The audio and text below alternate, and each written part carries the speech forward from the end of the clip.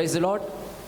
परमेश्वराच्या नावाला आपण धन्यवाद देऊयात आणि रेव्हरंट मनोज तेलोरे मिनिस्ट्रीज या चॅनलमध्ये आपल्या सर्वांचं पुन्हा एकदा मनपूर्वक स्वागत. एका बहिणीचा फोन आला होता पास्टरांना आणि त्या बहिणींनी सांगितलं होतं की ज्यावेळेस आम्ही वचन ऐकतो आणि आमच्यापर्यंत ते वचन यूट्यूबच्या या चॅनलच्याद्वारे येत आहे तर आम्हाला असं वाटत नाही की चर्च बंद आहे. आम्हाला असं वाटतं की आम्ही चर्चमध्ये बसलेलो आहोत आणि आम्ही त्या ठिकाणामध्ये वचन ऐकत आहोत. इतकं प्रभावीपणे परमेश्वराचं वचन आमच्यापर्यंत येत आहे आणि म्हणून त्यांनी परमेश्वराच्या आणि पास्टरांचे देखील धन्यवाद मानले. अशाच पद्धतीने आपणापर्यंत देखील ते परमेश्वराचं वचन प्रभावीपणे येण्यासाठी आणि त्या वचनाच्याद्वारे आपण आशीर्वादित होण्यासाठी रेव्हरंट मनोज तेलोरे मिनिस्ट्रीज या चॅनलला जर अजून कोणी लाईक केलं नसेल, सबस्क्राईब केलं नसेल तर आपण लवकरात लवकर त्याला लाईक करूया, सबस्क्राईब करूया. त्या ठिकाणामध्ये एक बेलचं चिन्ह आहे, एक बेलचं आयकन आहे, ते देखील आपण प्रेस करूयात. त्यामुळे ज्यावेळेस नवीन वचनाचे व्हिडिओ तयार होतील ते लगेच तुम्हाला बघण्यासाठी उपलब्ध होऊ शकतील. त्या ठिकाणामध्ये जो व्हॉट्सअप नंबर दिलेला आहे त्या व्हॉट्सअप नंबरवर तुम्ही तुमच्या प्रार्थना विनंत्या सांगू शकता. त्याचप्रमाणे त्या व्हॉट्सअप नंबरवर तुमच्या जीवनामध्ये जर काही साक्ष घडली असेल तर तुम्ही साक्ष देखील त्या ठिकाणामध्ये सांगू शकता, यासाठी की आपल्याला परमेश्वराचा गौरव करता येईल. आणि भरपूर साक्षी नेहमी घडतच आहेत. आपण त्यातल्या काही साक्षी आपण सांगत आहोत. तर मला माहीत नाही खूप साक्षी आहेत आणि कधी कुणाचा नंबर त्यामध्ये येईल. पण आज या ठिकाणामध्ये पुण्याची एक बहीण होती आणि त्या पुण्याच्या बहिणीने पास्टरांना फोन केला होता आणि त्या बहिणीचे जे मिस्टर होते, त्या बहिणीचा जो नवरा होता तो पुणे या ठिकाणामध्ये ससून हॉस्पिटलमध्ये कोरोनामुळे तो ॲडमिट होता आणि त्या बहिणीने प्रार्थना विनंती करण्यासाठी सांगितलं. पास्टरांनी ते जे ॲडमिट होते ससून हॉस्पिटलमध्ये पुणे इथे त्यांच्यासाठी प्रार्थना केली आणि परमेश्वराने त्या ठिकाणामध्ये अद्भुत कार्य केलं आणि त्या बहिणीचा फोन आला की त्यांच्या मिस्टरांना ते पूर्णपणे बरे आहेत आणि त्यांना डिस्चार्ज देखील मिळालेला आहे. म्हणून आपण सर्व गौरव आपल्या फक्त परमेश्वराला देणार आहोत. त्याचप्रमाणे ज्योती देशमुख या बहिणीचा देखील फोन पास्टरांना आला होता आणि त्या बहिणीचा जो मुलगा होता तो अचानक खूप दारू प्यायला लागला होता आणि त्या बहिणीला खूप टेन्शन आलं आणि ती म्हटली आता कसं होणार, जर दारूच्या आहारी आपला जर मुलगा गेला तर पूर्ण त्याचं जीवन बर्बाद होईल. आणि त्या बहिणीला पास्टरांची आठवण झाली. ते वचन बघत होते आणि त्यावेळेस त्यांनी पास्टरांना फोन केला आणि सांगितलं पास्टर माझ्या मुलासाठी प्रार्थना करा, तो खूप दारू पित आहे. आणि पास्टरांनी देखील त्यांना वचनाच्याद्वारे धीर दिला आणि पास्टरांनी त्या मुलासाठी प्रार्थना केली आणि अद्भुतरित्या चमत्कार परमेश्वराने त्या ठिकाणामध्ये देखील घडवला. आणि नंतर तो भाऊ त्या बहिणीचा जो मुलगा होता तो मुलगा आपल्या आईला म्हणाला की मी आता ह्यापुढं दारू पिणार नाही आणि त्यांनी दारू सोडली. आणि खरोखर सर्व गौरव आपण परमेश्वराला देणार आहोत. आणि माझा विश्वास आहे हे वचन आपल्यापर्यंत येत असताना त्या वचनाच्याद्वारे आपल्या प्रत्येकाच्या जीवनामध्ये काही ना काहीतरी साक्षी घडतच आहेत आणि अशाच अद्भुत साक्षी घडण्यासाठी आणि आज परमेश्वर पुन्हा एकदा वचनाच्याद्वारे आज आपल्याशी काय बोलणार आहे हे ऐकण्यासाठी आपण उत्सुक असताना यावेळेस आपण स्वागत करूयात रेव्हरंट मनोज तेलोरे यांचं. प्रभू येशू ख्रिस्ताच्या नावामध्ये प्रत्येकाला शालोम. स्तुती असो ज्या देवाने इथपर्यंत आम्हाला सांभाळलं. आजच्या दिवसापर्यंत आम्ही सुरक्षित आहोत. फक्त येशूच्या रक्ताच्या द्वारे ही सुरक्षा आम्हाला प्रदान झालेली आहे. विश्वासाचं जीवन जगत असताना अनेक छोट्या मोठ्या पातकांपासून आम्ही दूर राहतो. आम्हाला असं वाटतं की देवावर अधिक प्रेम करावं, परमेश्वराची जी इच्छा माझ्या जीवनामध्ये आहे त्या इच्छेप्रमाणे मी वर्तन करावं. आणि याचं कारण पण तसंच आहे. जो व्यक्ती पाप करतो तो देवाच्या जवळ कधीच राहू शकत नाही, कारण देव शुद्ध आहे, पवित्र आहे आणि देवाला पाप आवडत नाही. मग लोक व्यसनापासून दूर राहतात, व्यभिचारावर ते विजय मिळवतात, चोरी करण्यापासून परावृत्त होतात, खून करण्याची त्यांची प्रवृत्ती ती पण बदलून जाते. परंतु आज एक अशा प्रकारचं पातक, अशा प्रकारचं पाप जे अनेक विश्वासणाऱ्यांमध्ये ठाण मांडून बसलेलं आहे आणि त्या पातका संबंधानं आम्ही पाहणार आहोत. त्या पातकाकडे कुणाचं लक्षच नाहीये. अनेकांना असं वाटतं पाप म्हणजे दारू पिणं, पाप म्हणजे व्यभिचार करणं, पाप म्हणजे शिवीगाळ करणं. प्रार्थनेला जात आहेत, विश्वासाचे शब्द बोलत आहेत, त्यानंतर आम्ही पाहतो की आराधना ते करत आहे. परंतु एक असं पाप ज्या पापानं तुम्ही तुमचा देवावरचा विश्वास कमी करत आहात, त्याचं टायटलच असेल एक महाभयानक पाप किंवा एक महापाप, चिंता. शब्द दोनच आकडी आहे. चिंता हे फार महाभयानक अशा प्रकारचं पाप आहे किंवा त्याला महापाप असं म्हणूया. जे विश्वासणाऱ्यांच्या जीवनामध्ये ठाण मांडून बसलेलं आहे आणि त्याकडं कित्येक लोकांचं लक्ष नाही. आजची जर परिस्थिती तुम्ही बघितली तर मला माहिती आहे की जे लोक या यूट्यूब समोर TV समोर बसलेले आहेत ना, त्या प्रत्येकाच्या डोक्यामध्ये त्या चिंतेनं घर केलेलं आहे. कोणाला भविष्याची चिंता आहे, कोणाला लेकराची चिंता आहे, कोणाला नोकरीची चिंता आहे, कोणाला आपल्या आरोग्याची चिंता आहे, कोणाला कोरोनाची चिंता आहे, ज्यांना झाला त्याचं पुढं कसं होईल त्याची चिंता आहे, कुणाला आपल्या नातेवाईकांची चिंता आहे, प्रॉपर्टीची चिंता आहे, मी किती जगेल याच्याविषयीची चिंता आहे. पण प्रार्थना मात्र चालू आहे. परंतु आज जी गोष्ट मी पाहणार आहोत, जे लोक चिंता करतात आणि ते लोक देवाच्या विरोधामध्ये काम करत असल्याचं आम्हाला पाहायला या ठिकाणामध्ये मिळणार आहे. म्हणून एक गोष्ट मी तुम्हाला सांगतो, व्यर्थ चिंता करत बसणं आणि पापाला जन्म देणं, मी असं म्हणेल चिंता एक महापाप आहे. महापाप अगदी डोक्यात पक्क ठेवा. दारू पिणं, खून करणं, व्यभिचार करणं याच्या तोडीचं पाप जर कोणतं असेल तर त्याला चिंता नावाचं पाप म्हटलं. ते प्रत्येकामध्ये ते पाप आहे, त्यांना कळत पण नाहीये. त्यांना असं वाटतं चिंता कशी सोडायची. आज वाचूया देवाच्या वचनामध्ये मत्त्याचं शुभवर्तमान त्याचा 6वा अध्याय आणि त्याचं 25 वचन. चिंता आणि देवावर भिस्त. चिंता आणि देवावरती भिस्त. यास्तव मी तुम्हाला सांगतो की आपल्या जीवाविषयी म्हणजे आपण काय खावे, काय खावं व काय प्यावं आणि आपल्या शरीराविषयी म्हणजे आपण काय पांघरावं याची चिंता करीत बसू नका. अन्नापेक्षा जीव आणि वस्त्रापेक्षा शरीर अधिक आहे की नाही. आकाशातील बस तो जी मनुष्यामध्ये 3-4 प्रकारच्या जे चिंता आहेत आणि त्याच्यामध्ये म्हटलं काय खावं, काय प्यावं आणि काय पांघरावं. वाचा बरं ते वचन परत. काय 25 वचन. यास्तव मी तुम्हाला सांगतो की आपल्या जीवाविषयी म्हणजे आपण काय खावे. बाप जो व्यक्ती आपल्या जीवाला रोज सांभाळत आहे, पण तुमचा जीव जाणारच आहे. किती पण तुम्ही प्रयत्न केला ना, तुमचं आयुर्मान ठरलेलं आहे, तुमच्या जीवाचं आयुर्मान ठरलेलं आहे. स्वर्गात गेल्यावर तुम्हाला अनंत कालचं जीवन मिळणार आहे. पण पृथ्वी तलावरती तुम्ही किती पण भारी खाल्लं तर मरणार आहात. आणि सगळी तुमची धडपड त्याच्यासाठी चाललेली आहे. मनुष्याला लागतं काय? 3 वेळचं जेवण. त्या 3 वेळच्या जेवणामध्ये आम्ही पाहतो रस्त्यावरच्या भिकाऱ्यांना पण ते मिळतं, तो पण खातो, तो पण जगतो, काम करत नाही. आणि येशू तर म्हणतो आकाशातल्या पाखरांना सुद्धा मी देतो. पाखरांपेक्षा तुमचं मोल अधिक आहे. मग पाखरं चिंता करत नाही, पण मनुष्य मात्र चिंता करत आहे. सगळ्यात महत्वाची गोष्ट मी तुम्हाला सांगतो, चिंता करू नये ही येशूनं दिलेली आज्ञा आहे. ती सुटका नाही प्रियानो. जशा 10 आज्ञा तुम्हाला दिल्यात ना, तसं नव्या बायबलमध्ये सांगितल्याप्रमाणे एक सगळ्या आज्ञेचं सार म्हणजे जसं आपल्यावर तसं आपल्या शेजाऱ्यावर प्रेम कर, हे जसे आज्ञा दिलेले त्याच पद्धतीनं चिंता करू नये ही देवानं दिलेली आज्ञा आहे. आणि आता आम्ही म्हणतो येशू माझं तुझ्यावर प्रेम आहे, आणि येशू म्हणतो ज्याचं माझ्यावर प्रेम आहे तो माझी आज्ञा पाळेल. लक्षात घ्या, चिंता करणारा व्यक्ती त्याचं देवावरती प्रेम नाही, त्याचं स्वतःवरती जास्त प्रेम आहे. जर देवावर तुमचं प्रेम आहे, देवाची आज्ञा, येशूची आज्ञा आहे, चिंता करू नका, मग कशाला चिंतेला पकडून बसलेले आहात?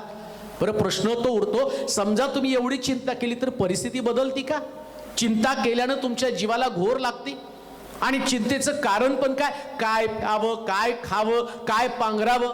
परंतु आतापर्यंत या करोना काळात सुद्धा देवानं तुम्हाला सर्वोत्तम दिलेलं आहे. चांगलं जेवला, चांगलं पांघरलं, तुमच्या अंगावरती वस्त्र आहेत, तुमच्या डोक्यावरती छत आहे. असाल तुम्ही कदाचित आज प्रश्नामध्ये, परंतु जर तुमचा विश्वास आहे तर तुमच्या विश्वासामुळं खात्रीशीर तुमचा देव तुमच्या सगळ्या असणाऱ्या प्रश्नातनं तुम्हाला बाहेर काढणारे. एक गोष्ट सांगतो तुम्हाला, प्रार्थना आणि चिंता या 2 गोष्टी एकत्र कधीच राहू शकत नाही. जो व्यक्ती प्रार्थना करतो तर कधी चिंता करत नाही. त्याला ठाऊक आहे ज्याच्या समोर मी माझ्या प्रार्थना सादर केल्या तो माझ्या गरजा भागवण्यासाठी समर्थ आहे, तो मला पुढे नेण्यासाठी समर्थ आहे. म्हणून देवाचे प्रिय लोक, आपल्या प्राणाची चिंता करू नका, ज्या देवानं तुम्हाला जन्माला घातलं तो देव सर्वोत्तम दिल्याशिवाय तुम्हाला राहणार नाही. देवाची तुमच्यासाठी अतिशय सुंदर आणि सुरेख योजना आहे. Amen. त्याला चांगल्यातलं चांगलं द्यावं असं वाटतं. बायबल सांगतं धार्मिक निरश्रित झालेले किंवा त्याची संतती भिकेस लागलेली मी पाहिली नाही. तरुण सिंहासही वाण पडेल पण धार्मिकास कोणत्या चांगल्या गोष्टीची वाण पडणार नाही. देवाला चांगलं तुम्हाला द्यायचंय. Hallelujah. चिंता करणाऱ्या लोकांना साधारण मिळतं पण विश्वास ठेवणाऱ्याला सगळ्यात भारी मिळतं प्रियानो. म्हणून लक्षात ठेवा, तुम्हाला चिंता करत बसायचं का तुम्हाला विश्वास ठेवायचा. एक गोष्ट लक्षात ठेवा, विश्वास आणि चिंता या दोन आणि विरुद्ध टोकाच्या गोष्टी आहेत. समजा एका गाडीला विश्वास आणि चिंता ही दोन बैल जुंपली तर दोन्ही बैल भिन्न स्वभावाचे असल्या कारणानं आम्ही पाहतो ते वेगवेगळ्या दिशेला जाणार आहेत. परंतु ज्याचं आणि ज्याची गाडी विश्वासाच्या बैलाला जोडलेली आहे आणि तो व्यक्ती वेगानं धावत असतो. तुमची आत्मिक जीवनामध्ये वाढ न होण्याचं कारण एकच आहे, चिंता. आणि पवित्र शास्त्र सांगतं तुम्ही व्यर्थ चिंता करू नका. 34 वचन वाचता का? यास्तव उद्याची चिंता करू नका. उद्याची चिंता करू नका कारण उद्याची चिंता उद्याला उद्याची चिंता उद्याला. Amen. तो उद्याची चिंता नका करू. आम्हाला आज मिळालं आणि उद्याची रात्री मेला तर Hallelujah. रात्रीच मेला तर काय करणार आहे. पण एवढी गॅरंटी आहे उद्या मी उठणारच आहे, मग माझे देणेकरी येणारच आहे, उद्या करोना येणारच आहे, उद्या नोकरी जाणारच आहे, उद्या अमकं घडणारच आहे. एलियाला ज्याप्रमाणे इजबेल राणीने सांगितलं उद्या जसं माझ्या संदेष्टाची अवस्था केली तशी मी तुझी अवस्था करणार आहे. एवढा मोठा प्रार्थनेचा योद्धा, एवढा मोठा विश्वासाचा योद्धा पण उद्याचा प्रश्न ऐकल्याबरोबर गुहेमध्ये जाऊन बसलेला आहे.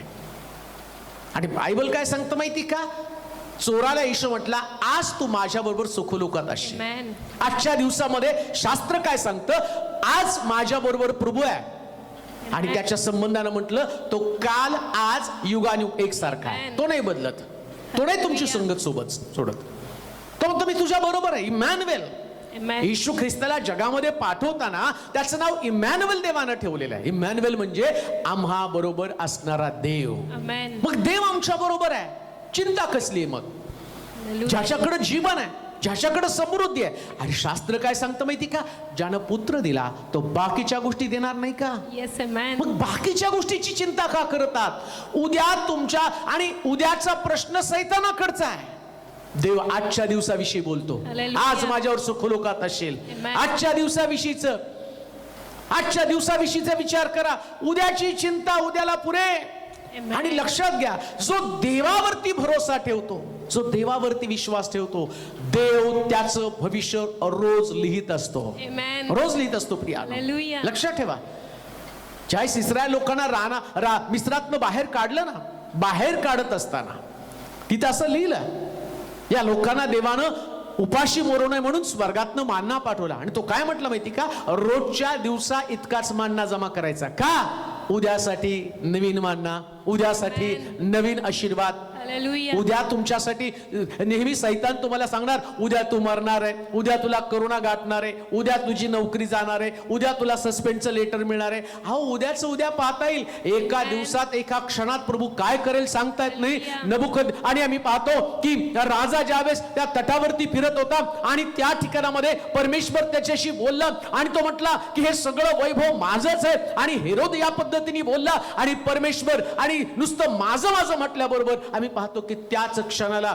देवाचा हात त्याच्यावरती पडला आणि तो किडे पडून मेला.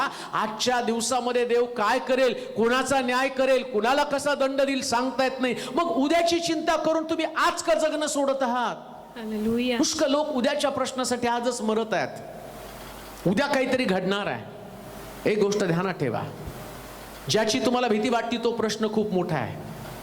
पण शास्त्रात असं लिहिलं जगामध्ये जो आहे त्याच्यापेक्षा माझ्यापेक्षा आहे तो मोठा आहे.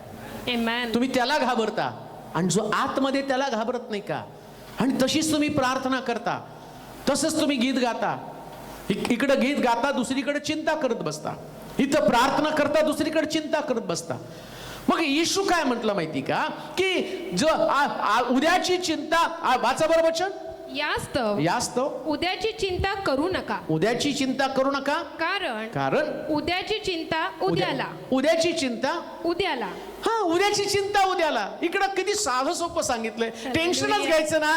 आज रात्री झोपा, उद्या चिंता करत बसा, परत उद्या येतो, उद्या तेच वचन वाचायचं, Hallelujah. उद्याची चिंता उद्याला. रोजच्या दिवसात जर एवढं साधं सूत्र पाळलं तर मला वाटतं जगात कोणीच व्यक्ती Hallelujah. कष्टी नसणार आहे, कोणाला आजार पण नसणार आहे, कोणाला आणि दुःख नसणार आहे, त्याच्या चेहऱ्यावरती आनंद असणार आहे. Hallelujah. कारण का बायबल सांगतं उद्याची चिंता उद्याला. आता उद्या येईल तो आज असणार आहे.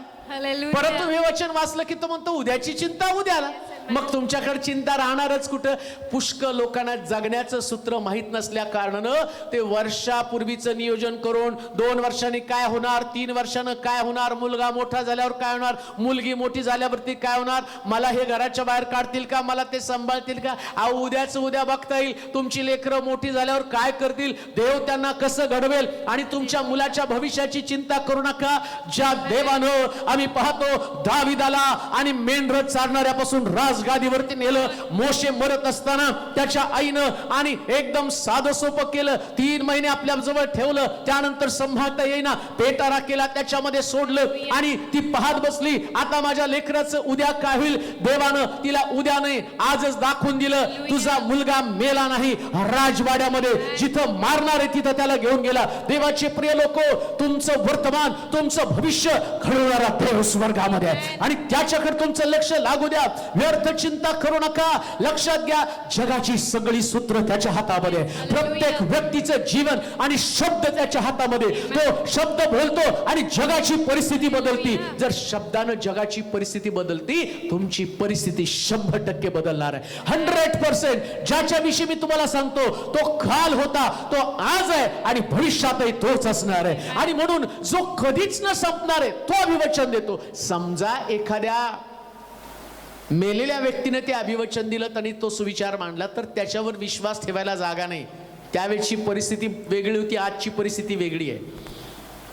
पण जो देव आहे ना, वर्तमान, भविष्य आणि भूत याला तिन्ही एकासारखीच आहे, एकसारखीच आहे. Hallelujah. वर्तमान काळ, भूतकाळ, भविष्यकाळ आमच्यासाठी आहे. Amen. कारण देवाला एक दिवस 1000 वर्षासारखी आहे, सारखा आहे. आणि तुमचं आयुष्य तर 70-80 वर्ष आहे. म्हणजे तुम्ही वर्तमानातच जगत आहात. तुमचं भूत पण नाही, तुमचं भविष्य पण नाही. एक दिवस म्हणजे देवाला 1000 वर्षासारखा आहे. मग वर्तमान मध्येच आहात. मी 10 वर्षानं वर्तमान मध्येच असणार आहे. म्हणून तो म्हटला उद्याची चिंता उद्या. कारण तुम्ही एक दिवस पण जगत नाही ना. 1000 वर्ष एका दिवसासारखी आहेत. तुम्ही 100 आणि 100च्या आतमध्ये मरता. मग किती जगला तुम्ही. म्हणजे तुमचं उद्याचा दिवस येतच नाही. तसं देवाच्या दृष्टिकोनातून विचार करताना देवानं तुम्हाला मर्यादित जीवन दिलं आणि या मर्यादित जीवनामध्ये तो उद्याची काळजी करू नको. Amen. का तर तुझं मी आयुष्याची मर्यादा जी ठेवली ती माझ्या दृष्टिकोनातनं काही मिनिटाची, काही सेकंदाची आहे. तुझ्यासाठी ते वर्ष आहेत, माझ्यासाठी तर तो दिवस आहे. मग जसं तासात काही घडू शकतं तसं देव सेकंदामध्ये, मिनिटामध्ये काहीतरी घडू शकतो. देवाचे प्रिय लोक, परमेश्वराची आज्ञा भंग करू नका. देवावरती प्रेम करायला शिका.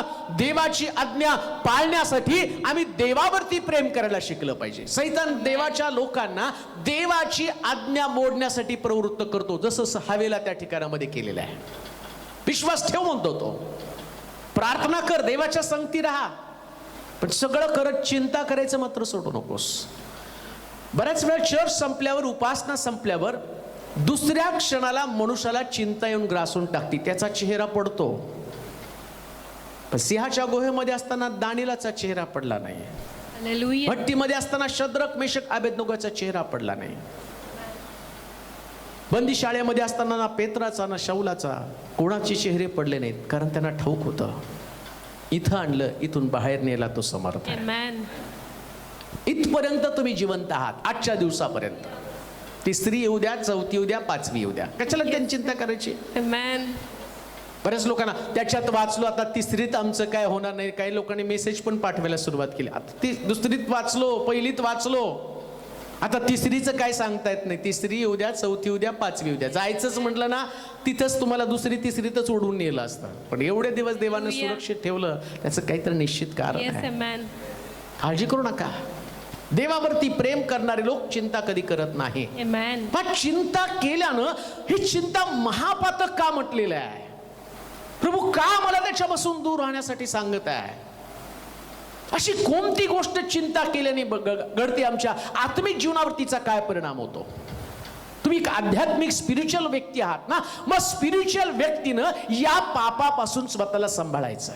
ही जी पाप आहे हे तुम्हाला तोडतं, हे तुम्हाला देवाच्या प्रेमापासून दूर करतं, हे तुमच्या विश्वासाला कमजोर करतं, हे तुम्हाला देवाच्या जवळ जाण्यापासून अटकाव करतं.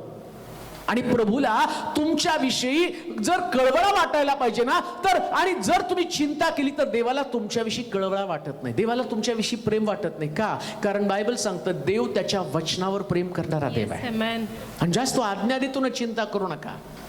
रोजच्या दिवसाला तुम्हाला फक्त प्रार्थनाच करायची. Amen. असं होईल का? आणि ज्याचं विपरीत काय घडेल?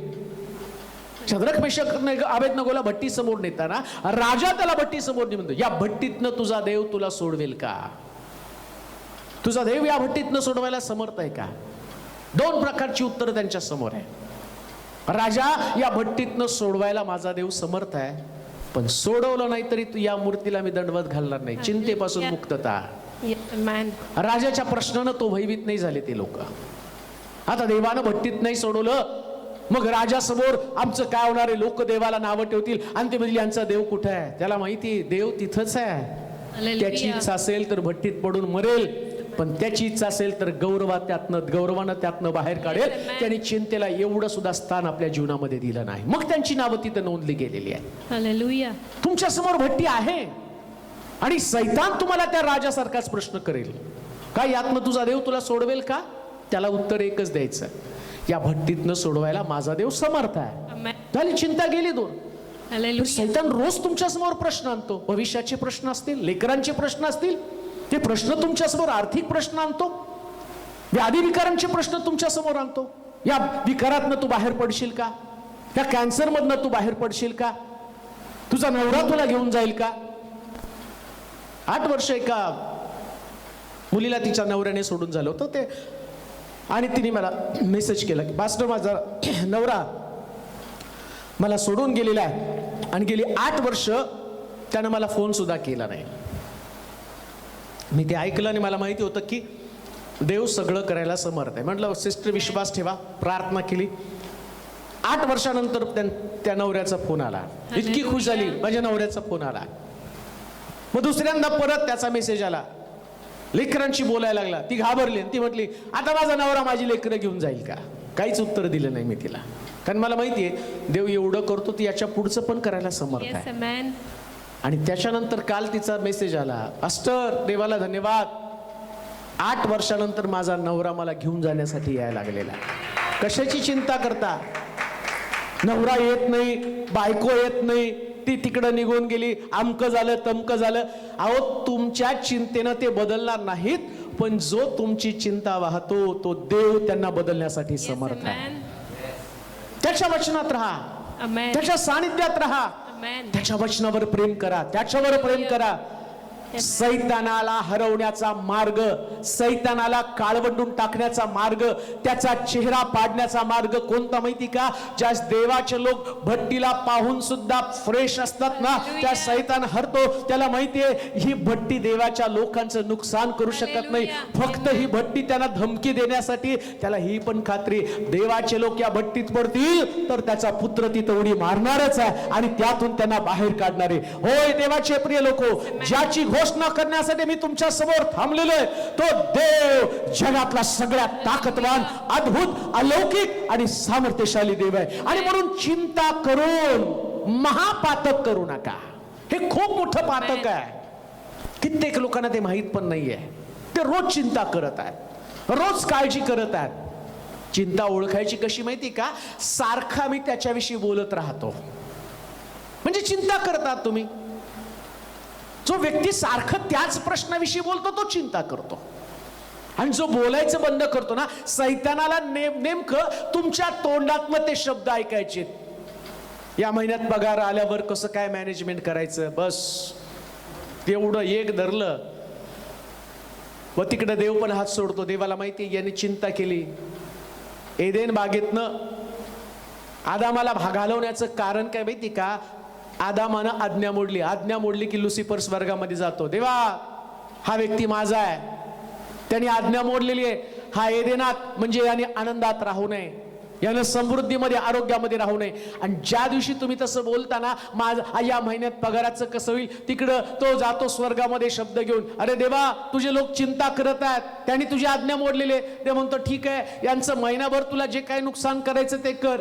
आणि तो व्यक्ती त्याचं नुकसान करतो. मग आम्ही देवाला दोष देतो, आम्ही दशांश दिला, आम्ही सगळं केलं, मग आमचं या महिन्यामध्ये आणि कमी कसं पडलंय. अरे कमी पडण्याचं कारण तू चिंता केली. जर तू देवावरती विसंबून राहिला असता तर देवानं जसे अरण्यामध्ये या लोकांना स्वर्गीय मानना दिला, लावी पक्षी दिले, खडकातनं पाणी काढलं, तो देव तुझ्यासाठी ही गोष्ट करणार नाही का? माझा देव हा नुसता भविष्यात काम करणारा देव नाही, तो वर्तमानामध्ये काम करतो. त्याचं स्वरूप बदलत राहतं, तो जास्त प्रमाणामध्ये काम करतो. लक्षात घ्या, आता परमेश्वराला तुमच्या जीवनात, तुमच्या घरात, तुमच्या लेकरांमध्ये काम करायचे, पण लेकरांची पण चिंता करत बसू नका. ज्या दिवशी तुमच्या लेकरांची तुम्ही चिंता करता, त्यांच्या भविष्याला तुम्ही मर्यादा घालता. चिंता करता म्हणतो की नाही याला जास्त पर्सेंटेज मिळत नाही, याचं कसं व्हायचं मला काय माहिती. झालं तुम्ही त्याचं नुकसान करून ठेवलं. दाविदाच्या बापाने त्याचं काही चिंता केली नाही, जा मेंढर चारायला जा, सोडून दिलं. दाविदानं पण नाही चिंता केली, माझे भाऊ सगळे गव्हर्नमेंट सर्वंट आहे, माझं कसं होणार आहे. उठला की देवाची आराधना करत बसायचा. देवाचं लक्ष गेलं, जगातला सगळ्यात ताकदवान व्यक्ती हा, याच्याकडे चिंता नाही. आणि मग परमेश्वराने त्याला उचललं आणि सर्वोच्च पदावरती ठेवलं. ही चिंता न करण्याचं प्रतिफळ आहे. पण चिंता करणारे लोक शौलाला राजगादीवरून त्याची चिंताच घेऊन गेली. प्रिया गल्ल्याला पाहिल्यावर तो घाबरला, याच्याशी कोण युद्ध करेल, याला कोण हरवेल. दावीद त्या ठिकाणामध्ये गेला, मी याच्याशी युद्ध करायला तयार आहे. त्याला ठाऊक आहे एवढा मोठा शौल सगळ्यामध्ये उंच, ज्याच्याकडे अनेक लढायांचा अनुभव आहे, पण त्याच्याकडे चिंता होती. परमेश्वरानं दिलेला विजय त्याच्या आणि मानाचा तुरा त्याच्या असणाऱ्या इतिहासामध्ये आहे, पण त्याच्यामध्ये चिंता असल्या कारणानं शौल घाबरून लपून बसला. पण दावीद व्यक्तिशा देवाच्या वचनानुसार जीवन जगणारा व्यक्ती असल्या कारणानं तो गल्ल्याथाला सामोरा गेला आणि चिंता करून शौल आपली गादी हरवून बसला. पण दाविदानं मात्र लाखो लोकांचा विजयाचं श्रेय त्याला मिळालं. का? चिंता करून, चिंतेवरती त्यानं विजय मिळवला. या चिंतेतनं बाहेर या, एक दिवशी तुम्ही इतिहास निर्माण करणारे लोक बनाल. चिंता का करू नये. वाचूया लुकाचं शुभवर्तमान त्याचं 21 अध्याय 34 वचन. हे महापातक त्याला असं म्हटलेलं आहे, भयानक प्रकारचं पातक त्याला म्हटलेलं आहे. चिंता एक महापाप का. काय चिंता प्रभाव तुमच्या जीवनावरती टाकते ते आम्ही पाहणार आहोत. लुकाचं शुभवर्तमान 21 अध्याय 34 वचन. तुम्ही सांभाळा, नाहीतर कदाचित आदाशीपणा, दारूबाजी व संसाराच्या चिंता यांनी तुमची अंतःकरणे भारावून जाऊन तो दिवस तुम्हावर पाशाप्रमाणे अकस्मात येईल. कारण बस या चिंतेला महापातक असं म्हटलेलं आहे. का महापातक म्हटलं? जसं दारूबाजी, काय काय सांगितलं तिथं? तुम्ही सांभाळा, नाहीतर कदाचित आदाशीपणा, दारूबाजी व संसाराच्या चिंता यांनी तुमची अंतःकरणे. पहिलीच गोष्ट, या चिंतेला महापातक म्हणण्याचं कारण काय माहिती का? ही चिंता मनुष्याचं अंतःकरण कठीण करते. देवाचं वचन आतमध्ये जाऊ देत नाही, विश्वास ठेवू देत नाही. कधी कधी परमेश्वराचं वचन प्रभावीपणे जात असतं, अनेक लोकांशी ते बोलत असतं. पुष्कळ लोक म्हणतात माझ्याच बाबतीमध्ये का घडत नाही. अनेक लोकांच्या साक्षी ऐकल्यावर त्यानंतर पास्टर आमची वेळ कधी येणार आहे. चिंता सोडल्यावर तुमची वेळ येणार आहे.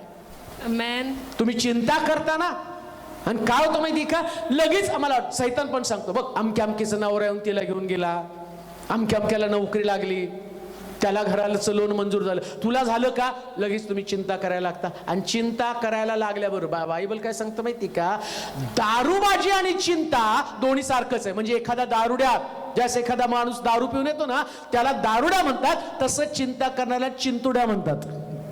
जो चिंता करतो तो चिंतुड्या.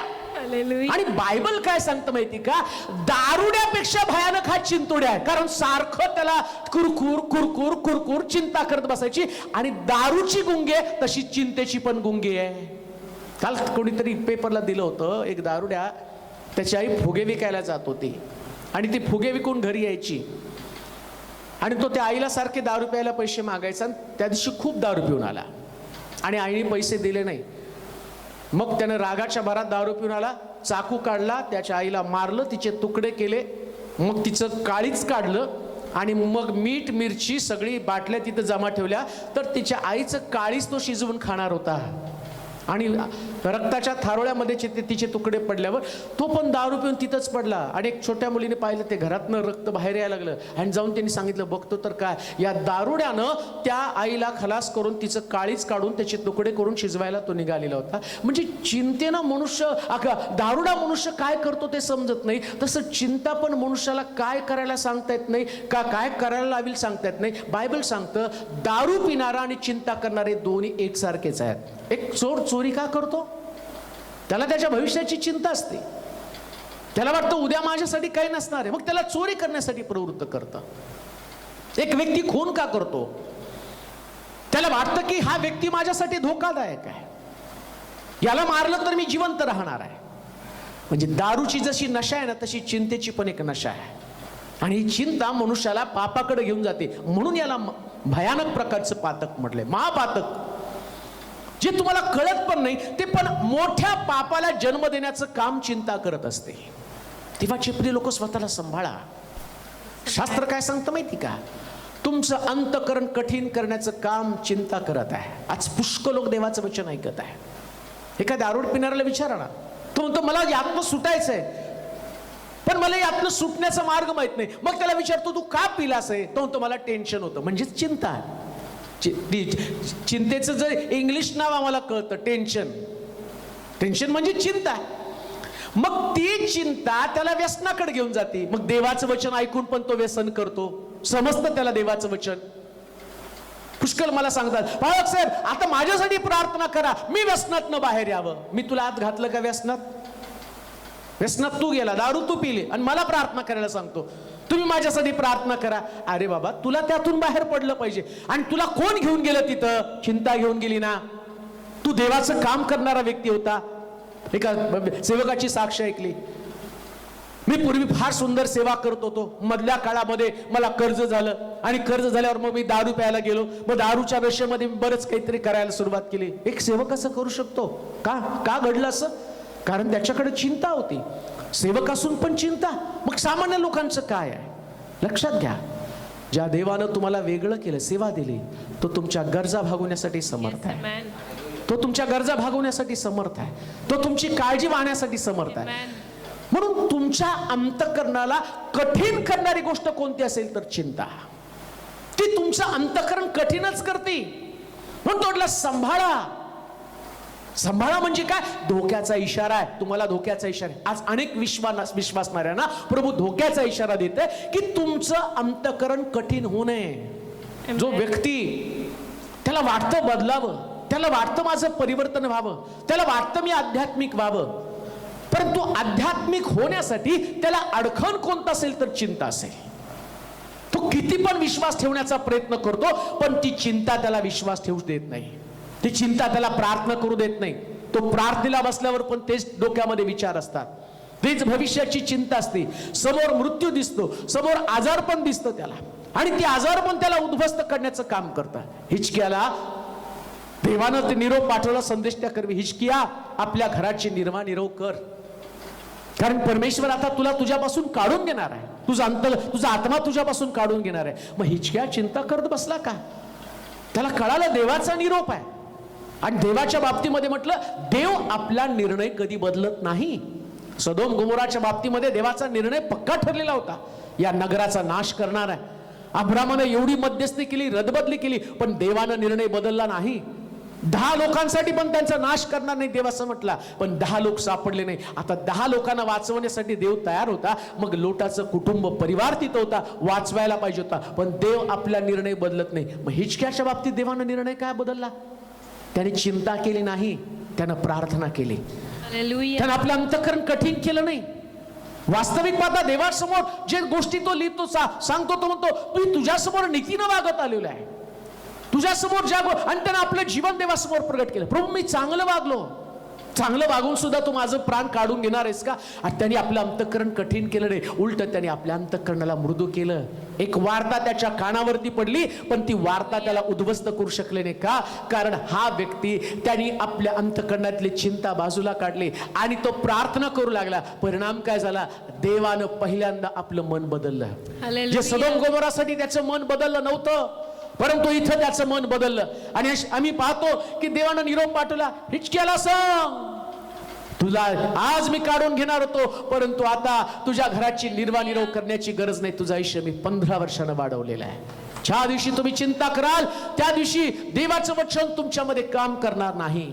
तुम्हाला वाटतं तुमचं परिवर्तन करावं, आज पहिली गोष्ट मी तुम्हाला सांगतो, तुमच्या अंतःकरणाला कठीण करणारी चिंता, या चिंतेला तुमच्या जीवनातनं काढून टाका. हो, अजिबात काळजी करू नका. का काळजी करायची नाही? कारण तुमच्या बरोबर चालणारा महाविजयी देव आहे. त्याला कोणी हरवलेलं नाही. तो सर्व गोष्टीने संपन्न आहे. त्याच्याकडे प्रत्येक प्रश्नाचं उत्तर आहे. त्याच्याकडे आरोग्य आहे, त्याच्याकडे समृद्धी आहे, त्याच्याकडे शांती आहे. ज्यानं तांबडा समुद्र पाहिल्यावर इस्रायल लोकांना म्हटला, मोशे त्यांना सांग घाबरू नका, तू आपली काठी त्याच्यावरती उगार. मोशेनं काठी उगारली, तांबड्या समुद्रामध्ये कोरड्या भूमीवर चालल्यासारखं ते चालले. तुमच्या समोर समुद्र असेल, परंतु मन कठीण होऊ नका. तुमच्याकडे काठी आहे, ख्रिस्ताचा वधस्तंभ ही काठी आहे. एकदा का वधस्तंभाकडे पाहाल आणि त्या समुद्राला वधस्तंभ दाखवा, समुद्रावरती काठी उघडा, वधस्तंभ दाखवा. समुद्राला वधस्तंभ दाखवल्याबरोबर समुद्र म्हटला, याच्या समोर माझा टिकाव राहू शकणार नाही,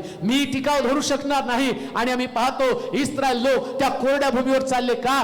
कारण समुद्रानं आपली जागा सोडली. आजपर्यंत पाणी कधी दुभांगलं नाही, कोणाला दुभांगण्याची ताकद नव्हती, परंतु काठीनं पाणी दुभांगली. एक गोष्ट ध्यानात ठेवा, ख्रिस्ताचा वधस्तंभ कठीणातल्या कठीण गोष्टीला, अशक्य प्राय गोष्टीला दुभांगणारा वधस्तंभ आहे. मग कशाला चिंता करता? अंतःकरण कठीण होऊ देऊ नका. तुमच्यासाठी आनंदाची बातमी सांगतो, ख्रिस्ताचा वधस्तंभ, ती काठी आणि तुमच्या प्रश्नाला दुभांगणार आहे. त्याची ताकद, त्याची शक्ती तुमच्यामध्ये आहे. म्हणून चिंता करू नका, पाप करू नका. आमेन. संसाराची चिंता यानं तुमची अंतःकरण कठीण झालेली आहे. किती संसाराची चिंता करणार आणि कोणासाठी करणार? कोणासाठी करता? आपल्या पत्नीची चिंता. आज कित्येक लोक मला सांगतात की माझी पत्नी मला सोडून गेलेली आहे. कोणीतरी एकाने मला सांगितलं, लव्ह मॅरेज केलं म्हटलं मी, त्यानंतर आमच्या दोघांचं पटलं नाही, मग मी माझी पत्नी आम्ही दोघांनी विभक्त झालो. अतिशय चांगला मुलगा बिचारा, प्रामाणिकपणे तुम्हाला सांगत होता सगळं. आणि त्यानंतर मी ठरवलं, आता माझ्या इच्छेप्रमाणे करणार नाही, माझ्या आई वडील दाखवतील त्या मुलीबरोबर मी लग्न करेल. आणि तो म्हटला, मी जिथं काम करत होतो त्या ठिकाणामध्ये एक मुलगी होती आणि त्या मुलीने सांगितलं की अशी माझी एक बहीण आहे, तिचाही नवरा तिला सोडून गेलेला आहे, तो वारलाय, सोडलाय, असं काहीतरी त्याला सांगितलं. तो म्हटला, नाही आता मी माझ्या आई वडिलांच्या इच्छेने करणार आहे, माझ्या इच्छेप्रमाणे नाही. आता मी पुष्कळ भोगलं, मी नाही तुझ्या बरोबर आणि तू सांगते त्या पद्धतीने करणार आहे. मग कसं तरी करून त्याने मदत केली, बरंच काय त्यांनी सांगितलं. आणि मग काही लोकांनी, त्याच्या नातेवाईकांनी त्यांना सांगितलं, सुंदर मुलगी आहे, तिच्याबरोबर लग्न कर. मग त्याने लग्न केलं. तो म्हटला, तिला एक मुलगा होता, त्याच्या ऑपरेशनला मी त्या मुलीला मदत केली. आणि त्याच्यानंतर काय झालं, ती मुलगी त्याच्यावरती वरचढ झाली आणि त्या मुलीने घर बळकवलं आणि याला घराबाहेर काढलं. तो त्रासून गेला. तो म्हटला, पहिल्यांदा लव्ह मॅरेज केलं, दुसऱ्यांदा या लोकांनी फोर्स केलं म्हणून केलं, दोन्हीकडे मी फसगत झालेलो आहे. मग संसाराच्या एवढ्या, तुमच्या संसारामध्ये जर बोंबाबोंब आहे, एवढे प्रश्न संसारामध्ये, मग संसाराची चिंता करण्याच्या ऐवजी जर प्रार्थना केली तर जीवन किती शांतीने भरलं जाईल. आमेन. काय सुरक्षित जीवन असणार आहे, काय प्रभूमधलं विश्वासाचं जीवन असणार आहे. हालेलुया. शास्त्र सांगतं, संसाराची चिंता एक नशा आहे. एक व्यक्ती जर त्याच्यामध्ये अडकला ना, तर त्याला मार्ग सापडत नाही प्रियांनो. म्हणून यहोशू म्हणतो, मी आणि माझं घराणं तर परमेश्वराची सेवा करा. आमेन. लोटाला अभिवचन देवानं दिलं, देवानं त्याला सांगितलं, मागं वळून पाहशील तर मिठाचा खांब होईल. लोटानं मागं नाही पाहिलं, चिंता नाही केली माझ्या मागं माझी बायको येते का, माझी लेकरं येतात का. त्याला एकच माहिती, मला वाचायचं तर जीव घेऊन पळायचं. पत्नीची चिंता करत बसला नाही, येते का बायको माझ्या मागं. पत्नी मात्र मागं पळता पळता विचार करते, मी आले पण माझी शेजारीण आली का. मागवळून बघितलं, चिंता गेली आणि मिठाचा खांब झाली. हे चिंतेचं पातक आहे, जे तुम्हाला नशेसारखं देवाच्या वचनापासून दूर करतं, अंतकरण कठीण करतं, पश्चाताप करू देत नाही, विश्वास ठेवू देत नाही, प्रार्थना करू देत नाही, मंदिरात जाऊन आराधना करू देत नाही. तुमचं अंतकरण जिथं तुटायला पाहिजे ते तुटू देत नाही, विश्वास ठेवण्यासाठी तुम्हाला कमकुवत बनवतं. म्हणून पवित्र शास्त्र काय सांगतं, व्यर्थ चिंता करू नका. वाचा वचन ते, तुम्ही सांभाळा, हा. नाही तर कदाचित आधाशीपणा, दारूबाजी व संसाराच्या चिंता यांनी तुमची अंतःकरणे भारावून जाऊ. आता आधाशीपणा म्हणजे हावरट म्हणजे कळतात का लोक तुम्हाला. कधी तुम्ही जेवायला बसला ना तर एक व्यक्ती गुलाबजामाचं ताट पण खातो. तुम्हाला 4-5 गुलाबजाम जर बघितले तर तुम्हाला ते जात नाहीत, पण एखाद्या व्यक्तीकडे तुम्ही पातीला ठेवलं तर तो खातो, त्याची तुम्हाला किळस येते. एवढं कसं खाऊ शकतो एक मनुष्य. त्याला भात तेवढाच लागतो, त्याला चपात्या तेवढाच लागतात. सगळं खाऊन सुद्धा तुम्ही त्याला बघितलं ना तर त्याचं तोंड अजूनही काहीतरी शोधत असतं, अजून त्याला खाण्याची उत्कंठ असते. आणि बायबल सांगतं, हे जे खादाड लोक आहेत ना, आणि त्या खादाड लोकांमध्येच लोक तुम्हाला तुच्छतेने, लोक बघतील नाही बघतील माहित नाही, पण देव चिंता करणाऱ्या लोकांना हीनतेने, तुच्छतेने पाहतो. देवाच्या समोर तुम्ही तुच्छ बनू नका, देवावरती अवलंबून राहा. Yes man. तुम्ही विश्वासणारे आहात, विश्वासणाऱ्यांना चिंता शोभत नाही. येस. पुन्हा मी तुम्हाला सांगतो, देवाकडे तुमच्यासाठी सुरेख योजना आहे, yes man. Perfect plan. Hallelujah. भट्टी तुम्हाला नाश करण्यासाठी नाही, भट्टी तुमच्या प्रगतीसाठी आहे. Yes man. खड्डा तुम्हाला योसेपाला टाकलं, त्या खड्ड्यामध्ये त्याचा नाश नाही, तर मिस्रामध्ये सर्वोच्च पद त्याची वाट पाहत होती म्हणून खड्डा होता. चिंते खड्ड्यात बसून पण शास्त्रात कुठंच लिहिलं नाही की तो चिंता करत होता. त्याला माहिती, माझं विजन माझ्या बरोबर आहे. हालेलुया. माझं विजन माझ्या बरोबर आहे, मी माझं मन कठीण होऊ देणार नाही. कदाचित त्याने चिंता केली असती, त्याचं मन कठीण झालं असतं तर योसेपाचा इतिहास बदललेला असता. देवानं पण तुमच्यासाठी चांगलं लिहून ठेवलेलं आहे. येस. पण तुम्ही चिंता करून लिहिलेलं सगळं खोडून टाकत आहात. पण थोडीशी चिंता, थोडीशी म्हणण्यापेक्षा सगळी चिंता काढून टाका. परमेश्वराची योजना तुमच्या जीवनामध्ये सिद्धी जायला सुरुवात होईल. म्हणून हे पातक म्हटलेले. दुसरी गोष्ट, चिंता काय करते वाचूया. मत्त्याचं शुभवर्तमान 6 अध्याय 28 ते 30 वचन. मत्त्याचं शुभवर्तमान 6 अध्याय 28 ते 30 वचन. तसेच वस्त्राविषयी का चिंता करीत बसता, रानातील फुले पहा. मत्ते 6:28 ते 30. तसेच वस्त्राविषयी का चिंता करीता, रानातील फुले पहा. रानातील फुले पहा, ती कशी वाढतात, ती ती कष्ट करीत नाही व सूत कातीत नाही. तरी मी तुम्हा सांगतो, शल्मोन देखील आपल्या सर्व वैभवाला त्याच्यातला एकासारखा सजला नव्हता. जे रानातलं गवत आज आहे. तिसरी गोष्ट, चिंता तुमच्या विश्वासाला कमजोर करण्याचं काम किंवा तुमच्या विश्वासाला घटवण्याचं काम करते. काय कुणाकडे पहा म्हटलंय. तसेच वस्त्रांविषयी का चिंता करीत बसता, रानातील फुले पहा. ती कशी वाढतात. तुम्ही वस्त्राविषयी चिंता करता, खाण्याविषयी चिंता करता, पण देव तुम्हाला, ईशू सांगतो, रानातल्या गवताच्या फुलाकडे पहा. हालेलुया. शल्मोनाला सुद्धा एवढी भारी वस्त्र नव्हती. तुम्हाला तर आज घातलेलं वस्त्र उद्या टाकून द्यावं. तू वर्षानुवर्ष एखादा ड्रेस घेतल्यावर तुम्ही 1-2 वर्ष त्याचा रंग गेला तरी तुम्ही सोडत नाही का. तर तुम्हाला असं वाटतं की हे गेलं तर मग कपडे परत घ्यावे लागतील, पैसे कुठे आहेत. तुम्ही चिंता करता म्हणून तुम्हाला मिळत नाही. रानातल्या फुलांना मात्र ते चिंता करत नाही. देव रोज नवीन कलर त्यांना देतो, रोज नवीन सगळ्या गोष्टी त्यांना देतो. आणि तो गवताच्या फुलापेक्षा तुमचं मोल अधिक आहे. हालेलुया. शल्मोन ज्याला देवानं 3दा दर्शन दिलं, उदाहरण देताना प्रभू काय सांगतो, ज्या शल्मोनाकडे सुद्धा ते वैभव नव्हतं, एवढी वस्त्र वैभवी त्याच्याकडे नव्हती, पण गवताच्या फुलांचं पहा, त्यांना माहिती त्यांचं आयुष्य एक दिवसाचं आयुष्य आहे, पण त्यांना माहिती आहे मी जाईल दुसरं येईल आणि दुसरं फुल याच्यापेक्षा सुंदर असणार आहे. Amen. ते आपल्या जीवनाची चिंता करत नाही. मग Hallelujah. गवताच्या फुलांकडनं तुम्हाला शिकायचंय, चिंता दूर करा. जर चिंता तुमच्यामध्ये राहतील तर विश्वास कधीच वाढणार नाही. तुमचा विश्वास कमजोर करण्याचं ते काम करतील.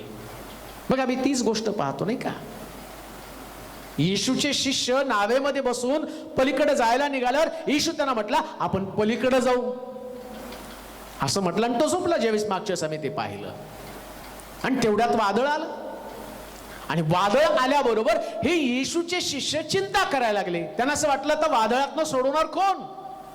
आणि ते येशूला काय म्हटलं, येशूजी प्रभूजी उठा उठा आपण बुडायला लागलेलो आहे. आता येशू कसा मरेल, तोच म्हटलं ना आपण पलीकडे जाऊ. पण त्यांच्या तो शब्द जो त्यांच्या कानावरती पडला ना, चिंतेमुळं तो शब्द ते विसरून गेले. कोणता शब्द, आपण पलीकडे जाऊ. अनेक संदेश तुम्ही ऐकलेले आहेत. पुष्कळ लोक म्हटले की आम्ही रिवाइव्ह झालो, चार्ज अप झालो. देवाची स्तुती असो. शेकडो फोन येतात मला रोज आणि ते सांगतात सगळी निराशा निघून गेली. तरुण बोलतायत ते सांगतात नाही आता मला जगाकडे पाहण्याचा, देवाकडे पाहण्याचा दृष्टिकोन बदलला. परवा एका मुलीने कमेंट टाकली, आता सगळे एंटरटेनमेंटचे चॅनल पाहायचं बंद केलं, आता आम्ही सध्या फक्त तुमचंच ऐकत आहोत. चांगली गोष्ट आहे. Praise God. याच्या अगोदरचे व्हिडिओ बघत होतो आणि त्याच्यामध्ये करमणूक होती. आता करमणूक नाही बघत आम्ही, आता आम्ही तुमच्या वचनाचे व्हिडिओ ऐकत आहे. सुंदर गोष्ट आहे, चांगली गोष्ट आहे. पण चिंता कराल ना तर हा जो तुमचा विश्वास तुमच्यातनं निघून जाईल. पण एक गोष्ट मी तुम्हाला सांगतो, लक्षात ठेवा, देव तुम्ही जे आहे ना त्याच्यावर काम करत नाही. परत मी तुम्हाला सांगतो, जे तुम्ही आहात त्याच्यावर तो काम करत नाही. देवाची काम करण्याची पद्धत वेगळी आहे. हालेलुया. देव सगळं नकारात्मक असतं ना तिथं काम करतो. आमेन. म्हणून 100व्या वर्षी अब्रामाला मुलगा दिला. हालेलुया. सारा म्हणती म्हातारा झालेली बाई परत आई तरी कशी होईल, पण तो देव आहे हो. हालेलुया. गर्भाशय घडवण्याची ताकद त्याच्यामध्येच आहे. आमेन. मग अब्रामाला पण त्यानं सांगितलं सोयीस्कर मार्ग, मी तुला मुलगा देणार आहे.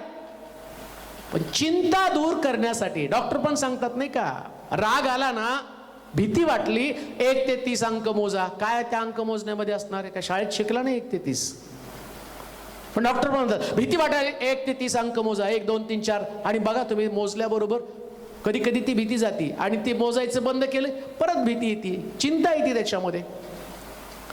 मग परमेश्वरानं अब्रामाला पण ते सांगितलं, मी तुला मुलगा देणार आहे, पण आकाशातल्या ताऱ्यांच्या संख्येत म्हणजे मोजत बस. आकाशातले तारे मोजायला सुरुवात करशील ना, आपोआप तुझ्या डोक्यातली चिंता जाईल आणि तुला सांगितलं जाईल एवढी संतती मी तुला देणार आहे. अब्राम रोज उठल्यावर तेच काम करतो होता, रात्री झोपताना बाहेर पडून विचार करत होता आकाशातल्या. आणि समजा त्यानं ताऱ्यावरची नजर काढली की त्याला बायको दिसणार, मग म्हणणार सारा म्हातारी झालेले, तिचं गर्भाशय आता आणि संतती देऊ शकणार नाही. आणि डोळे उघडून ताऱ्यांकडे पाहतो, त्यास कळतं देव एवढा मोठा विशाल आहे आणि तो माझी संतती वाढवेल. कान देऊ नाही का, ज्या दिवशी तुम्ही चिंता करता तुमचा विश्वास कमजोर होतो, पण तुम्ही अभिवचनांवर जगता त्यास तुमचा विश्वास मजबूत होतो. म्हणून मजबूत विश्वास ठेवा, चिंता काढून टाका. चिंता तुमचा विश्वास कमजोर करत आहे. जर तुमच्या शिक्षणावर तुमचा विश्वास आहे, पुष्कळ लोक सांगतात आम्ही इंटरव्ह्यूला गेलो आणि तिथं 2000 लोक आहेत. 2000 असो नाही तर 10,000 असो, तुमचा देव तुमच्या बरोबर आहे ना. येस आमेन. तुमचा देव तुमच्या संगती आहे ना. राजानं नबुकदनेस्तर राजानं बेलशस्सर राजानं जे पकडून आणलेले यहुदी लोक होते त्याच्यामध्ये पुष्कळ लोक होते, पण शद्रक मेशक अबेदनगो दानिएल या चौघांमध्ये जर बघितलं हे सगळ्यांमध्ये सरस ठरले. हालेलुया. कारण देव त्यांच्या बरोबर होता. आणि आम्ही पाहतो राजानं नेमकं यांचीच निवड केली होती. हालेलुया. सिलेक्शन देवाच्या हातात आहे. येस आमेन. कोणत्या वेळी कोणता शब्द कसा तुम्हाला देईल आणि कसं तुम्ही इंटरव्ह्यू फेस करून कसं सिलेक्ट होईल तुम्हाला कळणार पण नाही. नंतर तुम्ही घरी येऊन विचार कराल मी तर काही पण दिलं नाही. देवानं त्याच्या कानात बोळे घातले होते, जे तू बोलला ना, आणि ते शब्द त्याला करेक्टच वाटले, त्याला जे वाटलं ते योग्यच आहे. आणि तिथं तुमचं सिलेक्शन होऊन तुम्ही घरी येऊन लोकांना सांगाल मी इंटरव्ह्यू तर काय मला चांगली गेली नाही, पण तरी सुद्धा माझी निवड झाली. का? कारण ही निवड तुझ्या पात्रतेने नाही, ही निवड देवानं केलेली आहे. कशाला चिंता करतोस? हालेलुया. का चिंता करते? का काळजी करत आहे? कशाची काळजी? घराची काळजी, लेकरांची काळजी, तुझ्या तरुणपणाची काळजी, तुझ्या बँक बॅलन्सची काळजी, तुझ्या आरोग्याची काळजी. ज्याचं नाव यहोवा राफा, आरोग्य देणारा देव आहे. आमेन. तो जर तुझ्यामध्ये असेल तर कुठला व्याधी तुझ्या अंतःकरणामध्ये, तुझ्या शरीरामध्ये घर करणार नाही. शास्त्र सांगतं धार्मिकाच्या तंबूजवळ कोणता व्याधी फिरकत नाही. कोण धार्मिक आहे? चिंता न करणारा धार्मिक. लक्षात ठेवा, हालेलुया. धार्मिकाचं वैशिष्ट्य तो कधीच चिंता करत नाही. आमेन. त्याला माहिती मार्ग काढणारा देव आहे. मला फक्त हालेलुया. वाट बघत बसायचे. काय करायचंय? तांबडा समुद्र आला, देवाला हात मारली, काठी उगार, Yes, उगारली काठी, तांबडा समुद्र दुभांगला. हालेलुया. पलीकडे गेले, पाणी नाही देवा. आता मोशेने डोक्यावर हात मारायचा का? तो देवा, देवा पाणी मागायला लागलेत. मार काठी दगडावरती, मारली काठी, पाणी निघालं तिथं. परत कुरकुर, कांदा भेंडी खाऊन खाऊन कंटाळला, परत देवाला आरोळी मारली. देवा काय करू? लोकांना सांगा घरात आपल्या तंबूमध्ये जाऊन बसा, संध्याकाळी मी लावे पक्षी पाठवतो, हाताला लागतील तेवढे घ्या. लावे पक्षी एकेकाच्या तंबूजवळ आले आणि त्यांनी हाताने पकडून खाल्ले. एवढे खाल्ले की नंतर त्यांना उलट्या व्हायला लागल्या. कुरकुर करू नका, चिंता करू नका. देव शिसारी येईपर्यंत तुम्हाला चारणार आहे. हालेलुया. प्रार्थना करत राहा, विश्वास Yes, ठेवत राहा. amen. चिंता करू नका. विश्वास कमजोर होईल. लढण्याची ताकद तुमच्यामध्ये विश्वास निर्माण करतो. म्हणून कोराच्या पुत्रासारख्या वेदीच्या शृंगाला पकडून म्हणायचं, याच तो पृथ्वी उलती पालती झाली, सागराच्या उचंबळ्यानं पर्वत थालले तरी आम्ही भिणार नाही. Yes, amen. हे तुमचं लाईफ आहे, हे तुमचं जीवन आहे. हालेलुया. हे चिंता करणारं जीवन नाही, ते तुम्हाला शोभत नाही. तुम्ही चिंता करत आहात तर तुम्ही देवाचे लोक नाही. चिंता करत तर सैतानाला लय आवडतं. अरे वा, माझा भक्त चिंता करत आहे, कारण चिंता करत करत त्याला चितेवर न्यायचं आहे. आणि तिथं मग नरकामध्ये कायमच ती भट्टी आहे तिथं. एक गोष्ट लक्षात ठेवा, इथली भट्टी, जगातली भट्टी, तिला थंड करण्याची ताकद देवामध्ये आहे. Yes. त्या भट्टीला पाहिल्यावर तुम्हाला विश्वास ठेवायचा आहे. पण विश्वास न ठेवता चिंता करत राहाल तर ही चिंता तुम्हाला अविश्वासाकडे घेऊन जाईल, पापाकडे घेऊन जाईल. आणि एकदा पाप तुमच्यामध्ये अडकलं तर ज्या भट्टीमध्ये देव तुम्हाला टाकेल, नरकाची भट्टी, त्यातून कुणाला सुद्धा काढता येणार नाही. ती भट्टी कोणाच्याने बंद करणार नाही. पण किती चांगली गोष्ट, मी चिंता करायचं सोडून आम्ही विश्वासाला अंतःकरणामध्ये टिकवून ठेवावं. जर विश्वास, तुमच्यामधला विश्वास कोण काढून घेतं तर तुमची चिंता तर विश्वासाला घटवती. आणि देव तुमच्यामध्ये विश्वास निर्माण करतो. काय म्हणतो? शल्मोनापेक्षा अधिक त्या गवताला मी गौरव दिलेला आहे. हालेलुया. गवताला गौरव देतो. गवतासाठी तर येशू मेला नाहीच ना, माझ्यासाठी येशू मेला. Yes. मग येशू त्यांच्यासाठी न मरता सुद्धा त्यांना भारी, मग माझ्यासाठी मेला तर मला किती भारी मिळालं पाहिजे हो. हालेलुया. पण ते गवताची फुलं पण देवावर विश्वास ठेवतात, गवत देवावर विश्वास ठेवतो, पण मनुष्य मात्र चिंतेने मरत चाललेला आहे. लक्षात ठेवा, चिंता तुमच्या अंतःकरणामध्ये, हे जे सांसारिक आहे, हे सांसारिक चिंता तुमच्या अंतःकरणामध्ये वचनाला शिरू देत नाही. लक्षात ठेवा, चिंतेचा परिणाम काय माहिती का? संसाराच्या चिंता करत जर तुम्ही बसला, आता आम्ही जे वचन वाचलं होतं लुकाचं शुभवर्तमान 21 अध्याय 34 वचनामध्ये असं म्हटलं, हे अंतःकरण कठीण करतं आणि देवाचं वचन आतमध्ये शिरू देत नाही. वाचा बरं ते वचन, लुकाचं शुभवर्तमान 21 अध्याय 34 वचन. तुम्ही सांभाळा, हा. नाही तर कदाचित आदाशीपणा, दारूबाजी व संसाराच्या चिंता यांनी तुमची अंतःकरणे भारावून जाऊन तो दिवस तुम्हावर भारावून जाणं म्हणजे गुंगी येणं. चिंतेनं माणूस गुंगी, त्याला गुंगी चढती. काही लोक चिंता करत बसले ना, त्यांना कोण काय बोललेलं कळत नाही. मग त्यांना होतं, ओ हॅलो, हा तुम्ही मग घेतली होती का? काही लोक म्हणतात चढवली ती काय, म्हणजे तो त्या गुंगीत होता, तो त्या धुंदीत होता.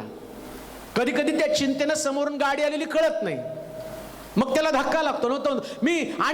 मला काय झालं तर कोणाच ठाऊक, आणि समोर तू चिंता करत चालला होता म्हणून त्या गाडीने तुला ठोकलं. पण चिंता करणाऱ्या व्यक्तीचं सगळ्यात मोठं नुकसान कोणतं माहिती का? देवाचं वचनच शिरत नाही आतमध्ये. आणि देवाचं वचन न आतमध्ये शिरल्याचा परिणाम काय होतो माहिती का? देवाचं वचन कार्य केल्याशिवाय परत जात नाही. Yes man.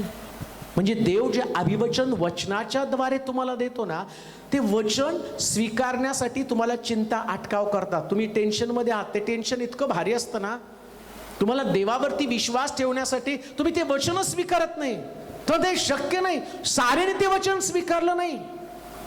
सारेचं अंतःकरण चिंतेनं भरलेलं होतं. म्हटली म्हातारी झालेली, माझं गर्भाशय बंद झालेलं आहे, मला कसं मुलगा होईल असं लिहिलं. ती हसली त्या ठिकाणामध्ये. तिने तिच्या शरीराचा विचार केला.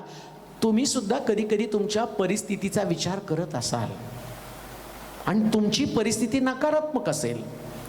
पण आज एक गोष्ट मी तुम्हाला सांगतो, नकारात्मक परिस्थितीच देवाला कार्य करण्यासाठी पूरक आहे. नकारात्मक परिस्थिती असं लिहिलंय, मी इकडचं तिकडचं सांगत नाही.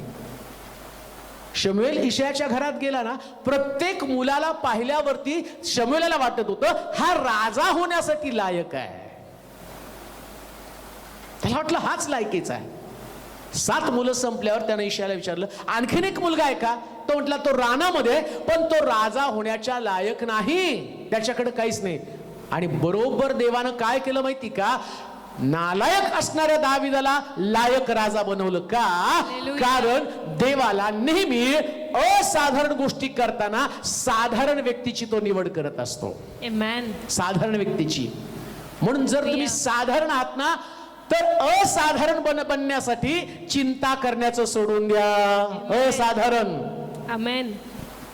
एक्स्ट्रा ऑर्डिनरी तुम्ही लोक जे आहात ना, ते एक्स्ट्रा ऑर्डिनरी लोक आहात, जे चिंता करत नाहीत ते. आणि चिंता करणारा किती विद्वान असू द्या, किती ज्ञानी असू द्या, किती श्रीमंत असू द्या, किती ताकदवान असू द्या, किती बलशाली असू द्या, या सगळ्यामुळं काय होणार आहे? त्याचं नुकसान होणार आहे. परंतु जर एखादा व्यक्ती देवाच्या हातामध्ये पडून देवाच्या वचनावर विश्वास ठेवून चालत असेल, तर 100% मी तुम्हाला सांगतो, देवाच्या वचनाचं काम, अभिवचनाचं काम तुमच्यामध्ये होणार आहे. आमेन.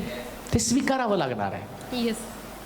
पण कधी कधी तुमच्या घरातलं वातावरण देवाचं वचन आतमध्ये येण्यापासून तुम्हाला अटकाव करतं चिंतेनं. तुम्ही तर घरातली परिस्थिती फार बिघडलेली आहे, घराची परिस्थिती चांगली नाही. मला चांगलं आठवतं की माझ्या घरातलं वातावरण इतकं भयानक होतं, कर्जबाजारीपणा, घरामध्ये दारू पिणारे वडील. मग ज्यास मी चांगल्या शिक्षण घेतलं आणि मोठमोठ्या कंपनीचे कॉल आल्यावर तिथे जाताना मला भीती वाटायची. मी म्हणून ते माझं सिलेक्शन होणारच नाही. का तर माझ्याकडे सायकल आहे, माझ्याकडे 2च ड्रेस आहे, आणि मग एवढे सगळे तिथं बघितले तर सगळे हाय फाय टाय बी घालून बसलेले. माझ्याकडे कुठं टाय आहे, माझ्याकडे कुठं काय? मी ते नकारात्मक बाहेर यायचो तिथं. का तर माझ्याकडं ती चिंता आहे. माझं शिक्षण कुठं झालं, मी काय एकदम आणि कॉन्व्हेंट स्कूलमध्ये शिकलो नाही, या सगळ्या विचारानं माझ्यामध्ये निगेटिव्हिटी येते. कधीच माझ्या डोक्यात ते वचन आलं नाही. दाविदाला धुळीतनं काढून राजगादीवरती बसवलं. हे वचन आतमध्ये गेलं नाही. ज्या दिवशी देवाचं वचन आतमध्ये गेलं त्या दिवशी परिवर्तन होतं. Yes man. कठीण होऊ देऊ नका तुमचं अंतःकरण. चिंतेमुळं देवाचं वचन आतमध्ये शिरण्यापासून तुम्ही परावृत्त होता. ते वचन तुमच्यामध्ये जाऊ देत नाही. काही तुम्हाला डॉक्टरने सांगितलं असेल लेकर होणार नाही, तुमच्याकडे ते रिपोर्ट्स असतील, पण विश्वास मात्र देवावरती ठेवा. आमेन. कोणीतरी मला सांगितलं, परत आमचा रिपोर्ट निगेटिव्ह आला, अजून लेकर होणार नाही म्हणून डॉक्टरने सांगितलं. प्रिय बहिणी, विश्वास ठेवू नकोस, विश्वास ठेवू नकोस. विश्वास देवाच्या शब्दावरती ठेव.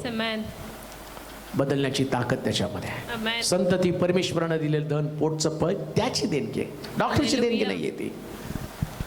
मग आता परिस्थिती कशी का असेना, पण तू देवावरती भरोसा ठेव. चिंता करशील तर तुझ्या चिंतेनं तुझं गर्भाशय बंद होईल. पण मृत झालेल्या गर्भाशयामध्ये संतती देवानं घातली आणि इसाकाचा जन्म झाला. हे वास्तव सत्य बायबल मधलं तुला समजेल. हे बायबल मधलं सत्य समजण्यासाठी वचनाला अंतःकरणामध्ये ग्रहण करण्यासाठी अंतःकरण मृदू करा. आणि मृदू कधी होतं माहिती का? तुम्ही चिंता सोडता त्यास आपोआप अंतःकरण तुमचं सॉफ्ट व्हायला लागतं. पोषक वातावरण येऊन सैतान कानात सांगतो नाही होऊ शकत, तुम्ही त्याला बघून सांगता होईलच होईल. कारण आम्ही प्रत्येक वेळेस म्हणतो आमेन म्हणजे असं होईल. देव असं करणार आहे. Yes man. मी करणार आहे तर मी कदाचित पराभूत होईल, पण ज्याला कोणी हरवू शकलं नाही, ज्याच्याकडे सगळ्या सृष्टीच्या चाव्या आहेत, सगळ्या चाव्या त्याच्याकडे आहेत, मग त्याच्याकडे चाव्या असताना त्याच्यावरती विसंबून राहणं गरजेचं आहे. हालेलुया. म्हणून कोणत्याही परिस्थितीमध्ये सांसारिक चिंता जे तुमच्या अंतःकरणामध्ये वचन येऊ देत नाही, त्या सांसारिक चिंता काढून टाकायच्या. सगळ्या सांसारिक चिंता. कोणत्या सांसारिक चिंता आहे? नोकरीची चिंता सांसारिकच आहे. काय नोकरी लागून तुम्ही काय सुवार्तेला नाही जाणार. लागलं की तुमच्या डोक्यात लग्न आहे, लग्न झाले की लेकरं, लेकरं झाले की शिक्षण, शिक्षण झाले की पुन्हा नोकरी, मग पुन्हा लग्न. म्हणजे सगळ्या सांसारिक चिंता आल्या कुठं? हिंडून फिरून भोपळे चौकात. जिथून सुरू झालं तिथंच तुम्ही आलेला आहे. मग त्याच्यापेक्षा या सांसारिक चिंता देवाच्या हाती सोपवायचं. देव जन्माला घालतो, देव वाढवतो, देव मोठं करतो. तुम्हाला फक्त प्रार्थना करणं गरजेचं आहे. हे आमच्या स्वर्गातील बापा, तुझं नाम पवित्र मानलं जाओ, तुझं राज्य आमच्यामध्ये येऊ दे. संसार नको आमच्यामध्ये. हे जगातल्या लोकांचं आणि जगणं आहे तसं. ते संसाराच्या चिंता काळज्या करत जगतात, पण देवाचे लोक नीतिमत्वासाठी, धार्मिकतेसाठी जगतात. सगळ्यात मोठं पाप चिंता का? कारण ते वचन अंतःकरणामध्ये शिरू देत नाही. अजून एक गोष्ट वाचूया, मत्त्याचं शुभवर्तमान 8 अध्याय 23 पासून 27 पर्यंतची वचनं. हे महापातक चिंतेला म्हटलेलं आहे. का त्याला या चिंतेला महापातक म्हटलेलं आहे त्याचं कारण वाचूया. मत्त्याचं शुभवर्तमान 8 अध्याय 23 पासून 27 पर्यंतची वचनं. वादळ शांत करणे. वादळ शांत करणं. मग तो तारवात चढल्यानंतर, तारवात चढल्यावर त्याचे शिष्य त्याच्या मागे, त्याचे शिष्य त्याच्या मागे. तेव्हा पहा समुद्रात मोठे वादळ उठले. समुद्रात मोठे वादळ निर्माण झाले. इतके की तारू लाटांनी झाकू लागले. तालू लाटांनी झाकू लागलं. तो तर झोपेत होता. तो झोपेत होता. तेव्हा ते त्याच्याजवळ येऊन त्याला जागे करून म्हणाले, जागे करून म्हटले, प्रभूजी वाचवा, वाचवा, आम्ही बुडालो. तो त्यांना म्हणाला, अहो अल्पविश्वासी, तुम्ही भित्रे कसे. मग उठून त्याने वारा व समुद्र यास धमकाविले. आता चिंतेला महापातक का म्हटलेलं आहे? अनेक गोष्टी आम्ही पाहिल्या. चिंता केल्यामुळे अंतःकरण कठीण बनतं. चिंता केल्यामुळे विश्वास घटला जातो. चिंता वचनाला अंतःकरणामध्ये शिरकाव करू देत नाही. चिंतेमुळे देवाची आज्ञा मोडली जाते. चिंतेपासून दूर हा देवाची आज्ञा आहे. चिंता करतो म्हणजे देवाची आज्ञा मोडली. चिंता केली म्हणजे देवाचं प्रेम माझ्यातनं निघून गेलं. मग हे एक चिंता नावाचं पातक एवढ्या पातकाला जन्म देते. आता चिंतेमुळे अजून एक पातक जन्माला येतं, आणि ते पाप कोणतं माहिती का? भय. भीती कोणाच्या मागे आहेत माहिती का? ज्या लोकांमध्ये चिंता आहे त्यांनाच भीती वाटते. ज्या लोकांमध्ये चिंता नाही ते कधीच घाबरू शकत नाही. आणि म्हणून मी पाहतो, येशू ख्रिस्त जन्माला येण्याच्या वेळेमध्ये देवदूतानं स्वर्गामध्ये एक आणि शुभवर्तमान घेऊन आले, आणि ते शुभवर्तमान कोणतं होतं? भिवू नका. म्हणजे येशूचा जन्म तुमच्यातलं भय घालवण्यासाठी आहे. पण आज जर तुमच्यामध्ये भय आहे, याचं कारण काय माहिती का? तुमच्यामध्ये येशू गेला आणि चिंतेने जन्म घेतला. ज्याच्या अंतःकरणात येशू आहे ना, त्याला भिण्याचं कारणच नाही. Yes man. पण झालं उलट ना. यांच्या नावेमध्ये येशू असताना सुद्धा यांच्यामध्ये भीती होती. का? कारण ही भीती आली कुठून? वादळाची भीती. वादळ आलं समुद्रामध्ये ना. वादळ तर येणारच आहे. लक्षात घ्या, जोपर्यंत या पृथ्वी तलावर आहे तोपर्यंत आजार पण येणारच. मला कोणीतरी एकाने परवा प्रश्न केला, मेसेज केला व्हॉट्सअपवर, सगळ्या प्रश्नात एकदम सुटण्याचा मार्ग सांगा, परत प्रश्न यायलाच नाही पाहिजे. एकच मार्ग आहे, तो फाशी घेणं आणि मरून जाणं. दुसरा कुठला मार्ग आहे? जिवंत आहे तोपर्यंत प्रश्न येणारच. येशू नावेमध्ये होता आणि वादळ आलं. मग येशू नावेत असताना वादळ कशाला? अनेक लोकांना असं वाटतं आता येशू अंतःकरणात आहे, घरात आहे, वादळ नाही. वादळ येणार, पण सामोरं जा. धमकावणारा येशू तुमच्याकडे आहे. शिष्य घाबरले. ते वाटले आता मरणार. प्रभूजी आपण बुडणार आहे, आपण बुडणार. पुष्कळ लोक बुडण्याचा विचार जास्त करतात, तरुण जाण्याचा विचार फार कमी करत आहेत. नोकरी लागण्याचा विचार कमी करत आहे, सस्पेंड होण्याचा विचार जास्त करत आहे. आजारपणात बाहेर येण्याचा विचार कमी करत आहेत, आजारपणातच मरण्याचा विचार करतायत. बरोबर. काही लोकांना नुसतं दवाखान्यात नेलं की चालू होतं, मी मरणार जावा.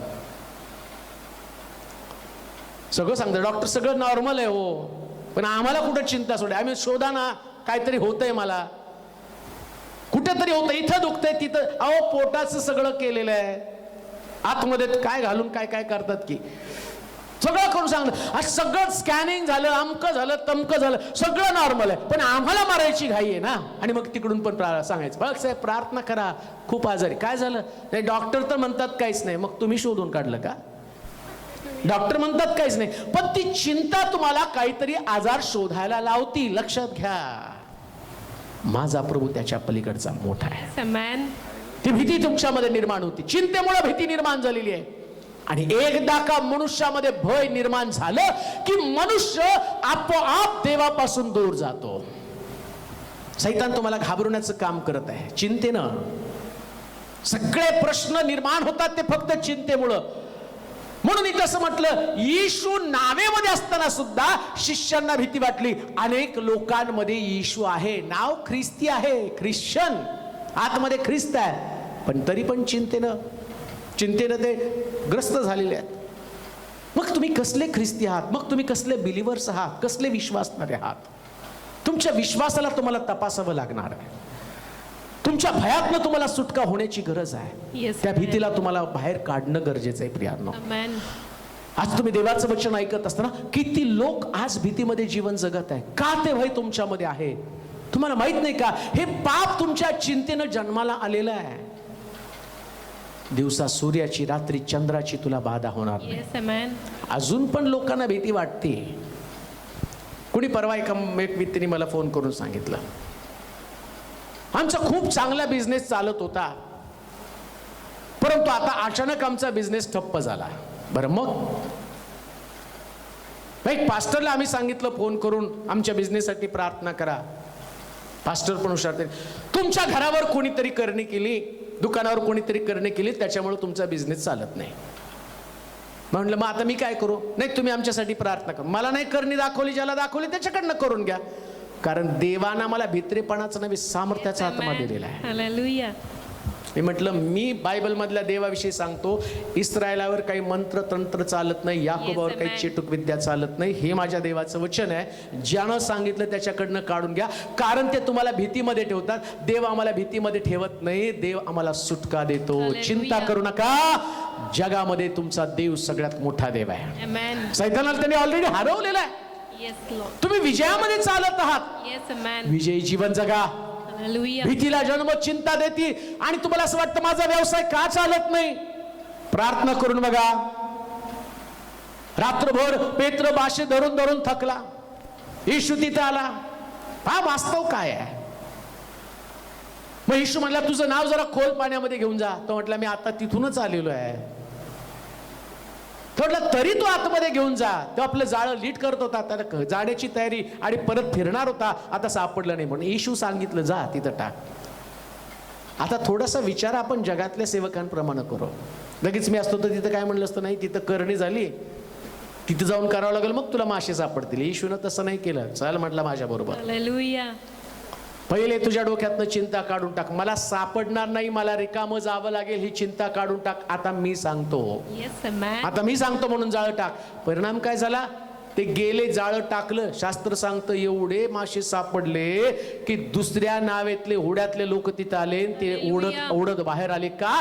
कारण येशू होता तिथं. आधी येशू नव्हता म्हणून तसं घडलं, पण आता येशू त्यांच्याकडे आलेला आहे. आज येशू वचनाच्या रूपाने तुमच्याकडे आलेला आहे. इतिहास बदलून जाईल. Amen. जे काही तुमच्या मागच्या जीवनामध्ये ते काढून टाका. देवाच्या अभिवचनावर विश्वास ठेवा.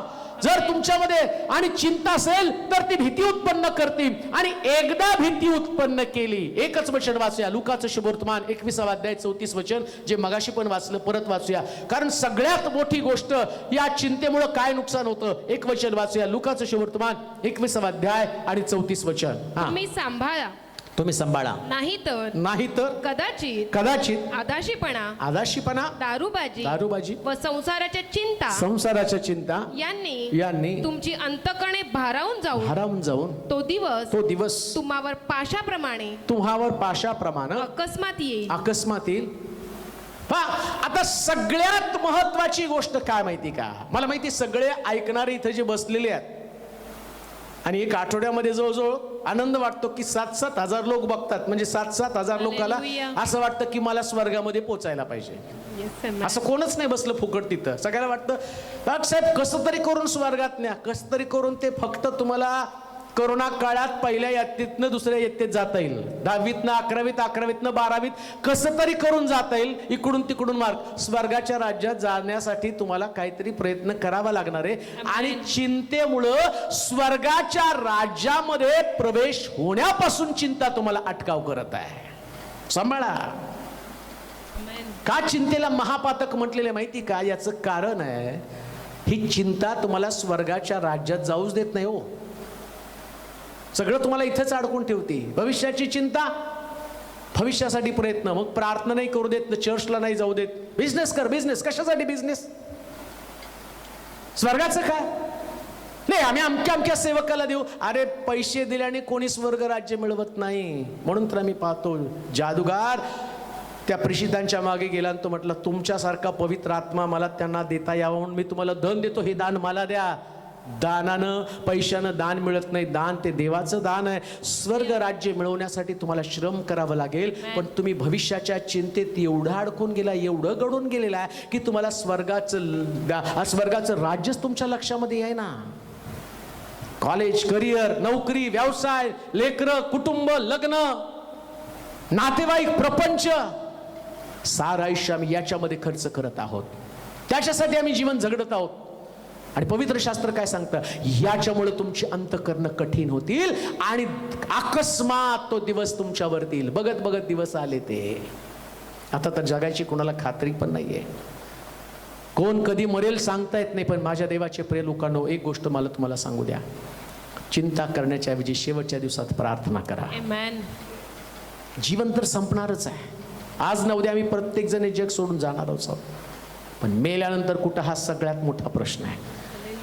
आणि तुम्ही एवढं सगळं प्रार्थना करता, एवढे सगळं आतापर्यंत कुकर्म, आज चांगली कर्म करत आलेला आहात, वाईट गोष्टीपासून स्वतःला अलिप्त केलेलं आहे. पण एका चिंतेनं तुमचं सगळं आध्यात्मिक जीवन उद्ध्वस्त करून टाकलेलं आहे.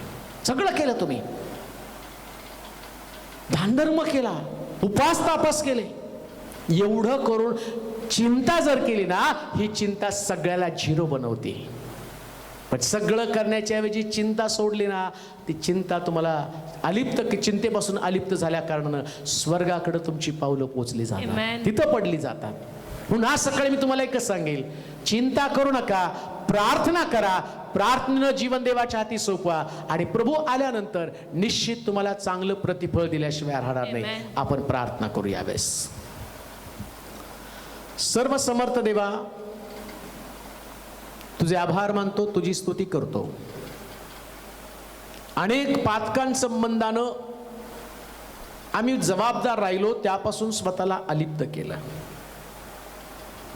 परंतु चिंता नावाचं महापातक, याच्याकडे आमचं कधीच लक्ष गेलं नाही. जे अनेक विश्वासणाऱ्यांच्या जीवनामध्ये ते राज्य करत आहे. तुझा दास या नात्याने मी प्रार्थना करतो देवा. सैतानानं अनेक लोकांना त्या दारूसारखं पातक चिंता त्याच्यामध्ये अडकून टाकलेले आणि ते कुणाच्या लक्षात पण आलेले नाहीये.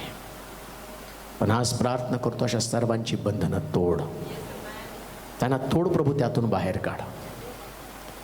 या पृथ्वी तलावर आम्ही जगण्यासाठी नाही आलो, तुझं राज्य मिळवण्यासाठी आलेलो आहे. त्याकडे आमचं लक्ष लागू दे. तुझ्या अभिवचनांवर आम्ही जगावं, त्यावर वाटचाल करावी, यासाठी आमच्या अंतःकरण उघड. आम्ही घटले जाऊ दे, तुमचं केला जा प्रभूजी. तुझ्या नामाची महिमा होऊ दे. ज्या लोकांकडे आज चिंता त्यांना समजू दे, ते महापातक आहे. देवाची आज्ञा मोडायला सांगतं, अंतःकरणाला कठीण करतं. दारूबाजी सारखं ते भयानक प्रकारचं पातक आहे, परंतु या पातकापासून लोकांची सुटका कर. त्यांच्यामधला विश्वास, त्यांच्यामधलं भित्रेपणा आज काढून टाक. फक्त चिंतेमुळेच ही सगळी पातकं जन्माला आलेली आहेत. परंतु आम्ही विश्वासानं प्रार्थना करणारं जीवन आम्हाला दे प्रभूजी. जगामध्ये जो आहे त्याच्यापेक्षा माझ्यामध्ये तो सामर्थ्यवान आहे, याची कबुली मी देत आहे. माझ्या जीवनातली कोणतीच गोष्ट देवाच्या योजनेशिवाय घडू शकत नाही, पण देवाच्या योजना प्रत्येकाच्या बाबतीमध्ये नक्की चांगल्याच आहेत हे आम्ही कबूल करत आहोत. आणि म्हणून आज जे तरुण तरुणी तुझं वचन ऐकत आहे, अशांसाठी प्रार्थना करतो, त्यांच्याकडे सकारात्मक दृष्टिकोन निर्माण कर. त्यांना आपल्या भविष्याची चिंता असेल, त्यातून त्यांना बाहेर काढ. भरकटणारे, व्यसनाधीन असणारे तरुण कोणत्या कारणानं तिथं गेलेले आहेत, प्रभूजी त्यातून त्यांना बाहेर काढ. त्यांना देवाकडं त्यांचं लक्ष लागलं जाऊ दे. जे पाप त्यांना उद्ध्वस्त करत आहे त्यातून त्यांना बाहेर काढ. व्यसनामुळं, चिंतेमुळं ते व्यसनाकडे गेले आणि व्यसनामुळं पुन्हा चिंतेकडे आले. ही साखळी आणि हे सर्कल तुटायला तयार नाही, पण आज तुझ्या वचनानं ते तुटलं जाऊ दे. आणि प्रभूजी आजच्या वचनानं हजारो लाखोंचं परिवर्तन होऊ दे. पुष्कळांपर्यंत ते वचन जाऊ दे. अनेकांचे जीवन बदललं जाऊ दे प्रभूजी. धन्यवाद देतो आज सकाळी या पातकाच विषय तो आम्हाला जागा केलं. तुला गौरव देत तुझी स्तुती करत येशूच्या नावात ही प्रार्थना विनवणी केली म्हणून तो ऐक. आमेन.